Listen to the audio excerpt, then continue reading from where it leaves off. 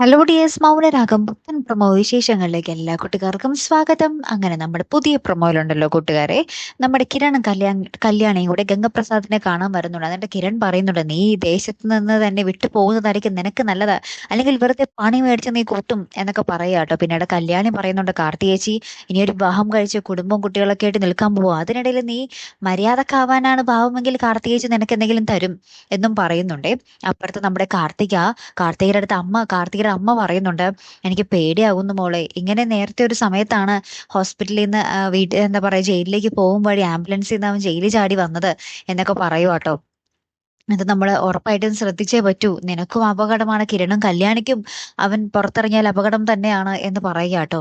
ഈ ഒരു സമയം കഴിഞ്ഞ് പിന്നീട് നമുക്ക് കാണുവാൻ സാധിക്കുന്ന കാഴ്ച എന്താണെന്ന് വെച്ചാൽ, ഗംഗപ്രസാദ് ആശുപത്രിയിൽ നിന്നും പോലീസിന്റെ കണ്ണ് വെട്ടിച്ച് ഓടി രക്ഷപ്പെടുന്ന ഒരു രംഗം കേട്ടോ. അപ്പൊ ഇനി എന്തൊക്കെ തീക്കളികളാകും സംഭവിക്കാൻ പോകുന്നത് അല്ലേ? കാത്തിരുന്ന് തന്നെ കാണാവേ. അപ്പൊ അടുത്തൊരു വീഡിയോയുമായി വരുന്നത് വരയ്ക്കും ഗുഡ് ബൈ.